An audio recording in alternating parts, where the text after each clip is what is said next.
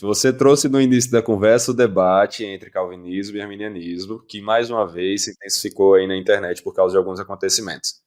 Se nós fôssemos classificar, então, a partir dessas categorias do Gavin, onde estaria essa disputa entre calvinismo e arminianismo? Seria uma questão primária de definir se é cristão ou não? Seria uma questão secundária de definir uma denominação? Ou seria uma questão terciária? Ou mesmo depois disso? O que seria? Talvez eu possa fazer um breve comentário antes do Tiago responder diretamente a sua pergunta. Pode, com toda certeza. Uma das coisas que eu queria destacar na fala do Tiago aqui é que o que ele fez não foi pegar a categoria escatologia e dizer escatologia é primário, secundário ou terciário. Né? Legal. Por quê? Não é uma questão da categoria da sistemática. Exato. A classificação proposta pelo Gavin não é dos diferentes das diferentes áreas da sistemática. Qual doutrina é mais importante? Não é esse o ponto. A ideia é de alguns conceitos que são mais centrais do que outros, conceitos mais precisos, né? Então, quando a gente fala que a Trindade ela é primária, que ela não pode ser negada, se você a negar, você está fora dos limites da cristandade. Isso não quer dizer, por exemplo, que a discussão sobre a cláusula da filioque não possa ser enxergada como secundária. Traduza para o pessoal. O que você quer dizer com isso? Tem que traduzir os termos aqui. A igreja oriental, a igreja grega, em algum momento discordou da igreja ocidental com relação à procissão do Espírito. A afirmação do credo é de que o Espírito procede do Pai. E a igreja ocidental acabou por dizer que o Espírito procede do Pai e do Filho. Então, esse "e do Filho" ficou conhecido como a cláusula da filioque, né? Ou seja, existe uma distinção, uma discordância teológica sobre algo relacionado à Trindade, sobre as procissões eternas, mas, ainda que haja essa discordância ela não está no nível da negação da Trindade, né? Ela acontece num nível que não é primário. Né? E aí você pode tentar classificar entre o secundário e o terciário ali, mas a questão a escatologia não é o que vai te colocar no primário, secundário e terciário. Existe algo da escatologia que acho que pertence a todo cristão, que tem a ver com o rei que reina e fará o seu reino efetivado para sempre. Né? Nesse sentido, a gente não pode discordar.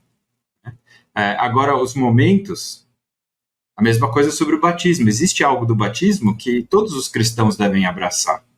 Agora, a forma, o momento, aí já entre no secundário. Então, a sua pergunta, Saur, quando traz o debate acalorado dos calvinistas e dos arminianos, é difícil de ser respondido até por conta de toda a poluição conceitual que está por volta desse debate, né? Eu não acho que é uma categoria que é fácil de você colocar. Onde que está esse debate, né? Mas aí eu deixo o Tiago trazer a resposta dele. Antes de você ficar com a bomba, Tiago, o Lucas passou aí para você, viu? Antes de você ficar com a bomba para responder aí, mas eu acho que é muito pertinente o que você colocou, Lucas, e então, deixando aqui bem claro para o ouvinte, a gente não está dizendo assim, soteriologia, doutrina da salvação, é uma coisa primária. Escatologia, doutrina sobre o fim dos tempos, aí é secundário ou terciário. A gente está falando que cada uma das categorias das doutrinas bíblicas, né? E aqui a gente está usando muito as categorias da sistemática, né? Soteriologia, cristologia, escatologia e tudo mais. Mas cada uma delas tem elementos primários, tem elementos secundários, tem elementos terciários, e aí a gente precisa saber fazer uma distinção entre elas, né? A gente vai enfatizar mais sobre isso aqui para você que está nos ouvindo. Continue aí que vai ficar cada vez mais claro à medida que a gente avançar na conversa, mas é importante já esses adendos que foram feitos. Agora é com você, Tiago. Vai lá, tenta aí responder um pouco mais sobre essa questão. O que eu não consegui, eu passo para o Lucas aqui também.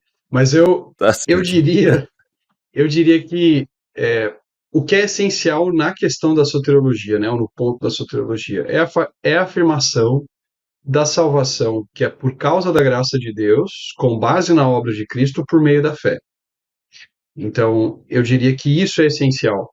E até onde eu sei, até onde eu estudei, tanto irmãos arminianos quanto calvinistas continuam afirmando isso. né, que o que salva é Cristo, que é a fé em Cristo, que é uma graça de Deus e que a gente se apropria disso por meio da fé, né?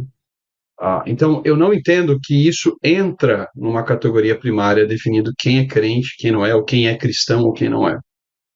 Mas eu entendo que isso cai numa questão secundária. Por exemplo, né, como a gente tem diversos textos que tratam da questão, por exemplo, se o crente perde ou não perde salvação, né? Esse é um tema que calvinistas e arminianos discordam, né? Então você vai ter, por exemplo, Jesus dizendo em João que ninguém pode, né, tirar os seus, né, da sua mão. Você vai ter Paulo, por exemplo, trabalhando com aquilo que os teólogos chamam de ordem salutis mais abreviada, né, a ordem da salvação mais abreviada, lá em Romanos 8:30, dizendo que aqueles que Deus predestina, ele chama, aqueles que ele chama, ele justifica, aqueles que ele justifica, ele glorifica, né? Então, geralmente o calvinista vai olhar para esses textos aqui, né, e muitos outros que vão falar né, dessa certeza, né, de que aqueles que Deus justifica, ele também glorifica, ou o fato de que a vida é eterna, se é eterna, então ela não pode ter um fim, né, ela permanece, e vão dizer, para nós aqui está muito clara essa questão, e isso tem implicações, inclusive práticas, para o aconselhamento pastoral, né? Se você é alguém que tem a certeza de que o crente ele vai ser preservado até o fim, o tipo de confrontação, de consolo e tudo mais, vai ter contornos diferentes, ou terão contornos diferentes de quem, por exemplo, crê que um crente perde a salvação. Mas é claro que o arminiano também vai apontar para outros textos. Ele vai apontar, por exemplo, a Hebreus capítulo 6. Né? Talvez ele vai apontar para Hebreus capítulo 10. Então, embora a gente tenha vários textos que toquem na questão da certeza de que nós não perdemos salvação, né, de que Deus nos garante essa salvação, porque não é algo que nós conquistamos, é algo que Ele nos concede por sua graça, ainda assim a gente tem alguns textos que são, por assim dizer, uma pedra no sapato de um calvinista, que ele precisa lidar, que ele precisa responder, e que geram, então, um debate. Isso não vai afetar a crença de que a salvação é por causa da graça de Deus por meio da fé com base na obra de Cristo, mas vai afetar a maneira como um cristão vive. Como é que ele lida, por exemplo, quando ele tropeça num pecado, ou quando ele cai de maneira mais grosseira em algum tipo de ofensa a Deus e tudo mais, como é que ele vai encarar isso, né? Ele vai ficar, sei lá, tomado de pavor, porque e agora, perdi minha salvação, não perdi, como é que eu ganho minha salvação de novo, né?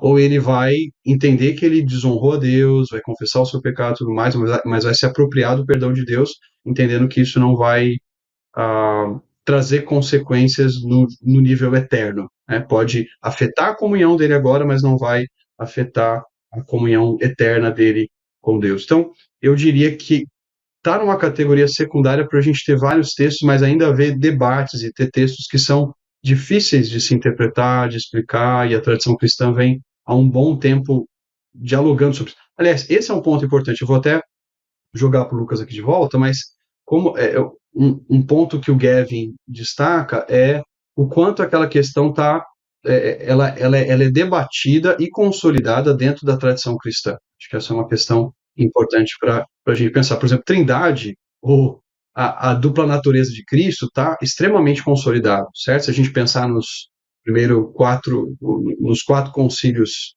ecumênicos aí, né? Pensar Nicéia, Constantinopla, Éfeso e Calcedônio, né? Isso está muito consolidado.